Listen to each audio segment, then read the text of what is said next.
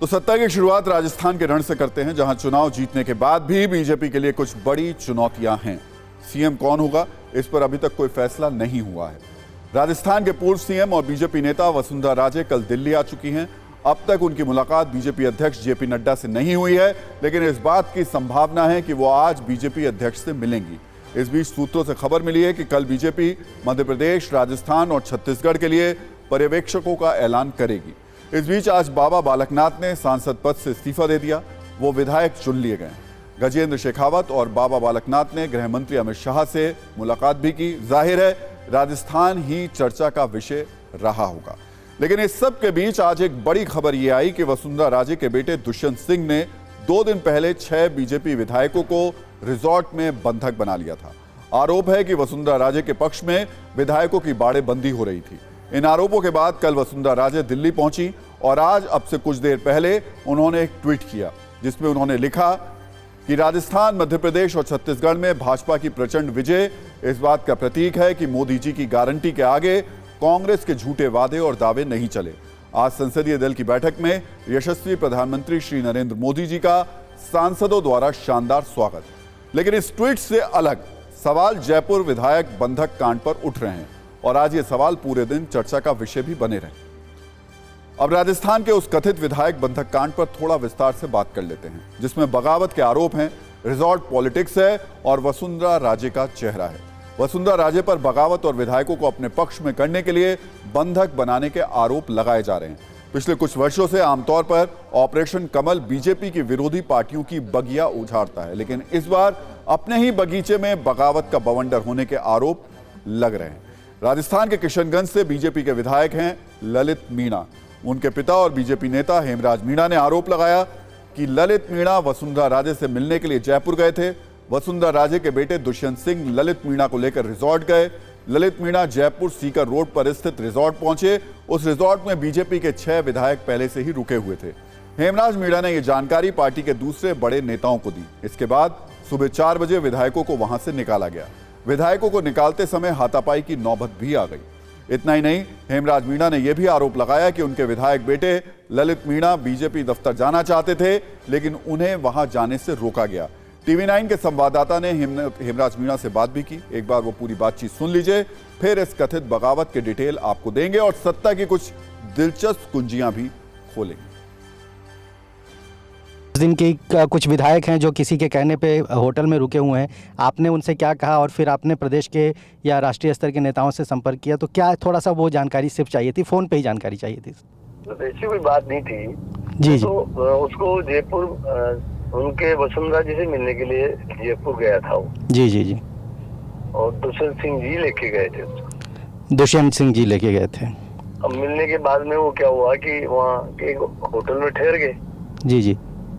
तो उसको क्या पार्टी कार्यालय मिलने के लिए जाना चाह रहा था, तो पार्टी कार्यालय मिलने के लिए नहीं जाना चाहिए, बस यही घटना। अच्छा, तो दुष्यंत जी को पता लगा, मैं गया फिर 12 से जयपुर गया।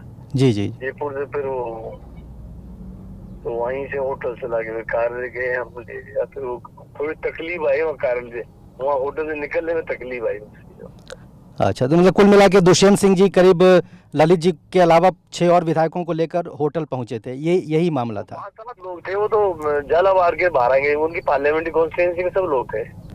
अच्छा, तो कुल मिला के आपको ये लगता है कि वसुंधरा जी की तरफ से किसी तरह का दबाव था विधायकों के ऊपर कि एक जगह पे वो रुके हैं ताकि दबाव बनाया जा सके?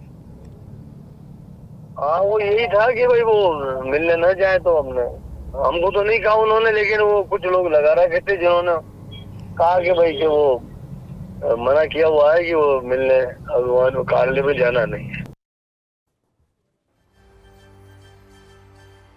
तो बीजेपी विधायक ललित मीणा के पिता हेमराज मीणा का दावा तो यह भी है कि एक नहीं बल्कि 3 रिजॉर्ट में विधायकों को रुकवाने की प्लानिंग की गई थी।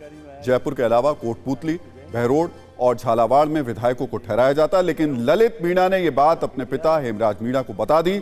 हेमराज मीणा बीजेपी के नेता हैं। उन्होंने सारा प्लान राजस्थान बीजेपी के प्रदेश अध्यक्ष सीपी जोशी को बता दिया, जिससे वसुंधरा राजे का पूरा प्लान खराब हो गया और विधायकों को रिजॉर्ट से निकाल लिया गया। ये सारे आरोप हैं। वो मिलने गया था। तो मिलने गया था तो फिर वो कार्यालय में मिलने उसको एक विधायक ने मना कर दिया कि वहाँ मिलने मत जा। तो मेरी जानकारी में आया कि तो फिर मैंने कहा भाई कार्यालय तो जाएंगे। तो मैं जाके लेने गया, उसको जाके ले आया। और कुछ लोगों ने व्यवधान किया, 10-5 लोग वहाँ खड़े थे कि वो हम नहीं जाने देंगे, नहीं जाने देंगे।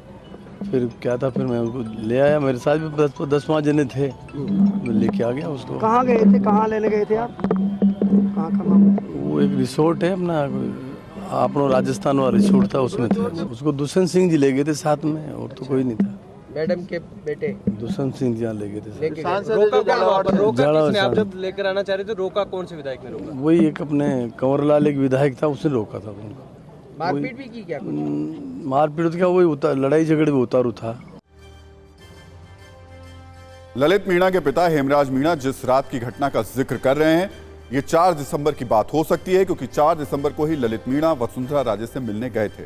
4 दिसंबर की रात ही करीब 30 विधायकों ने वसुंधरा राजे से मुलाकात की थी। इस मुलाकात में ललित मीणा भी शामिल थे। इसका वीडियो भी TV9 भारतवर्ष के पास मौजूद है। ललित मीणा ने मीडिया से बात भी की थी और कहा था कि मुख्यमंत्री का चेहरा कौन होगा ये पार्टी नेतृत्व तय करेगा। एक बार वो बयान सुनिए ताकि आप पूरे घटनाक्रम को समझ पाएं। सांसद महोदय और हमारे मुख्यमंत्री जी से जो धन्यवाद दिया, 12 और झालावाड़ के हमारे MLA सब लोग थे, उनसे मिलके नमस्ते करके आए। ये हमारा राष्ट्रीय नेतृत्व और हमारे प्रधानमंत्री जी संगठन तय करेगा ये सारी चीज। इस घटना के बाद हालात तेजी से बदले हैं। राजस्थान में अब तक कैसे कैसे घटनाएं घटी हैं उसको इस टाइमलाइन से थोड़ा आपको समझा देते हैं। 3 दिसंबर को राजस्थान चुनाव के नतीजे आए, बीजेपी की जीत हुई। 4 दिसंबर की रात वसुंधरा राजे ने अपने निवास पर अलग अलग विधायकों से 30-30 मिनट की मुलाकात की। अगले दिन 5 दिसंबर को 10 और विधायकों ने वसुंधरा राजे से मुलाकात की थी। इस मुलाकात का वक्त 15 मिनट का था। सूत्रों के मुताबिक माना जा रहा है कि रिजॉर्ट वाली घटना और विधायकों से लगातार मिलने की बात से बीजेपी सेंट्रल लीडरशिप अलर्ट हो गई और वसुंधरा राजे को दिल्ली आने के लिए कहा गया। 6 दिसंबर को यानी कल वसुंधरा राजे दिल्ली आ गई। एयरपोर्ट पर उन्होंने मीडिया से कहा कि अपनी बहू से मिलने आई हैं। कल से वसुंधरा राजे दिल्ली में हैं। ऐसा दावा है कि आज वो बीजेपी अध्यक्ष जेपी नड्डा से मिल सकती हैं। और अब आते हैं आज के बड़े सवाल पर कि ऐसा क्या है कि जिस बीजेपी में विधायकों की बगावत पुराने दिनों की बात हो गई, उस बीजेपी में बगावत की खबरें आ रही हैं।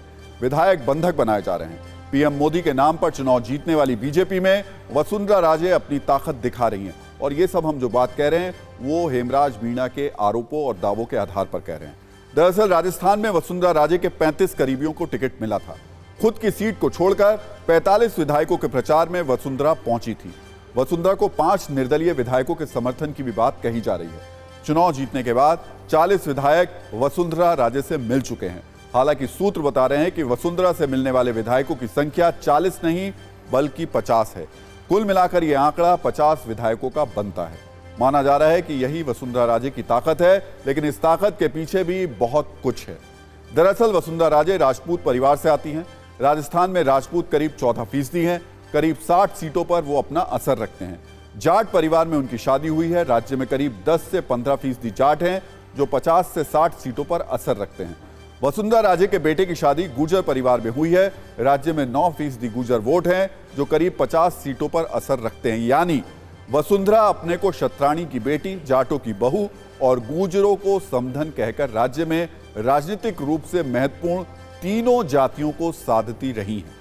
इन तीनों जातियों को मिला दें तो वसुंधरा राजे अकेले 34% जातियों को साधने में सक्षम है और ये उनकी सबसे बड़ी ताकत है।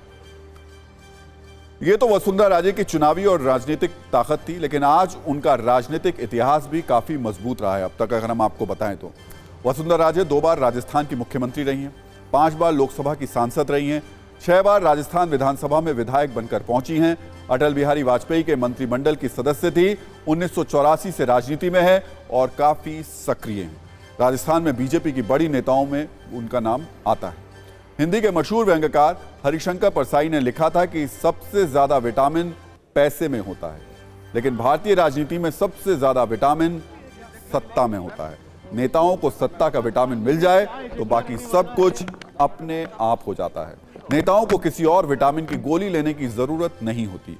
विधानसभा चुनाव में जीत के बाद बीजेपी के कई नेताओं के लिए सत्ता का विटामिन एक बड़ा लक्ष्य है। इसके लिए लगातार गणित हो रहा है, सियासी गुणा भाग लगाए जा रहे हैं। अगले 72 घंटे इस लिहाज से बहुत ही महत्वपूर्ण है। हमारी पूरी नजर इस पर रहेगी और आपको सत्ता की इनसाइड स्टोरी सिर्फ TV9 भारतवर्ष पर देखने को लगातार मिलती रहेगी।